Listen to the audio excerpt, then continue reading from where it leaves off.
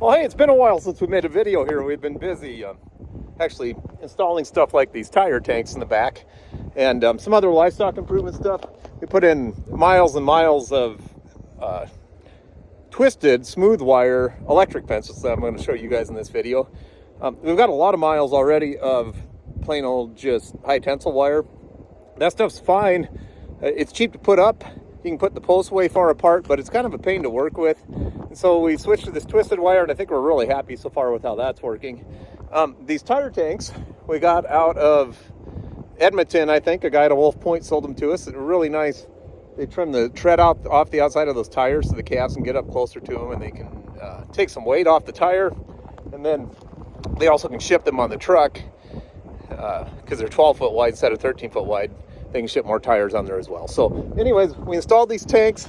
A couple things to note there. When we poured the cement in the middle of the tank, we mixed up some fiberglass reinforced cement there, poured that in the middle with some lag bolts stuck into the what would be the bead of the tire basically there.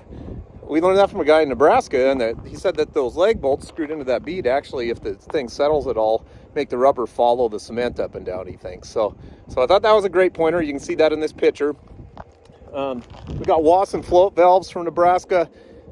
Lots of research on the internet, and Wendy's folks, their ranch in Nebraska, they use those, and it looks like they're the best float valve you can buy. So as you can see, these are those Wasson float valves that are in the center here. The other thing is, when you install these tire tanks in cold weather, it's really nice to have the float come up through the middle and keep the float underwater, because as you can see here, we're chopping ice right now and are still able to use this tank. If we had floats on the side of the tank, we'd basically have to come out and just open a hydrant and fill them every day, right? Because they'd be freezing. So we got down to 0 last night. There was about a couple inches of ice on this tank, which isn't too bad. We still got a lot of ground heat, I think, from the ground being warm, but these tire tanks are pretty good at insulating too. So I'm going to take you down and show you the thermal water stuff we did as well.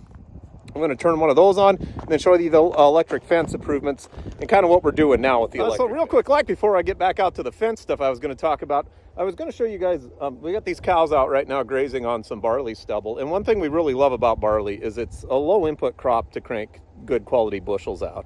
So on this barley this year, we put on about 5 gallons of UAN here. So 15 units of N. It averaged, I think, somewhere like around 25 bushels because it was so dry. But we can get probably a quarter to a half a pound of applied N that we put on for the bushels that we get back out of this compared to wheat. If we don't fertilize, especially spring wheat heavy enough, even in our regenerative program here, we'll probably end up with 12 protein spring wheat. Barley kind of works the inverse, where the less fertilizer we put on, the better the quality gets. At least we were able to keep malt quality on almost all of our stuff, even in a year where we only had 2 to 3 inches of rain. And the other benefit of this is that now these cows are all out grazing on some really good green forage after we've already taken a cash crop off of this. So I'll just pull a plant out down here. And you guys can see this barley got quite a ways along. We actually were darn near into the flag again on this barley before it froze here. So it's froze off now, but it'll retain this good green quality to it for quite a while then. The cows have some decent protein to graze out here. And as you can see, they're totally content. It got down to 0 last night, and we won't have to feed usually now until January, February time frame. The other thing is you can see some calves out here that are still on the cows. That's the other thing we changed in our model when we went to this regenerative stuff, is now these calves stay on the cows all the way up till about the 1st of February, and that's when we wean. What that allows us to do is get usually to that point without feeding any hay. And the calves still thrive off the bypass protein that they get from the cows, and it really decreases your input costs on this cattle operation. So if you're looking for a way to cut a lot of hay costs out of your operation, obviously moving your calving date forward to May like we've done, and then keeping the calves on the cows as late as you can, it really cuts down on your hay cost without getting sick calves or anything. So that's what I wanted to cover here, was just how much we like barley, why we like it.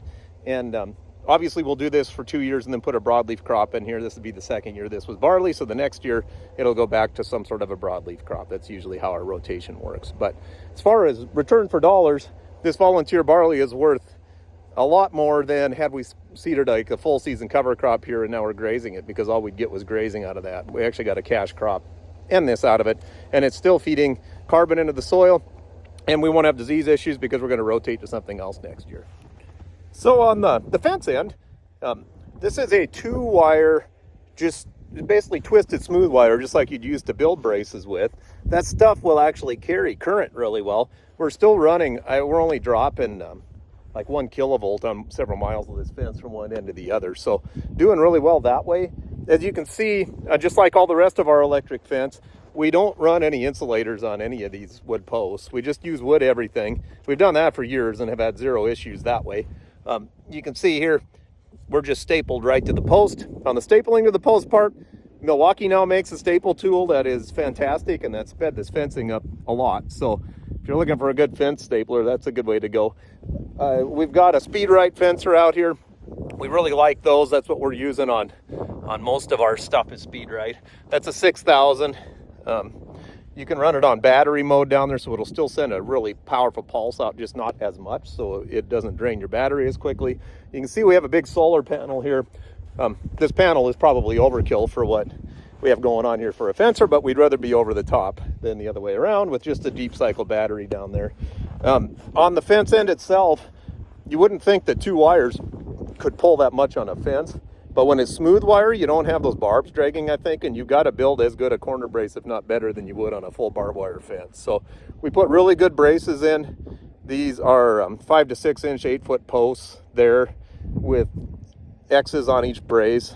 I think the X's help a lot rather than just the 1 wire going down the side, because even if you put the 1 wire the right direction, we were still having trouble sometimes with some of the posts kind of pulling up or getting wonky. So we X all these.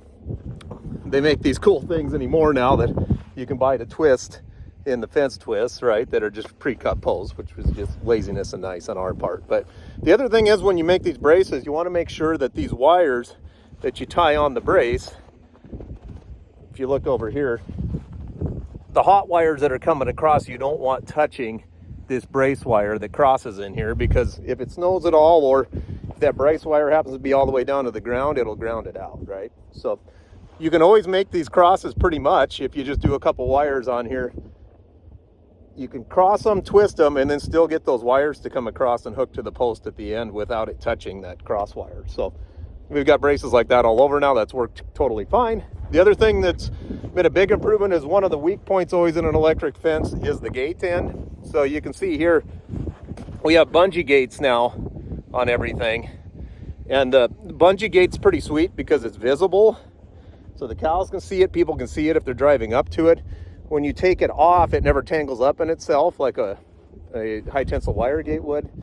And all in all, this twisted wire was probably twice the money of single strand high tensile, but it's so much easier to work with. If you want to fix it, you fix it just like a regular barbed wire fence.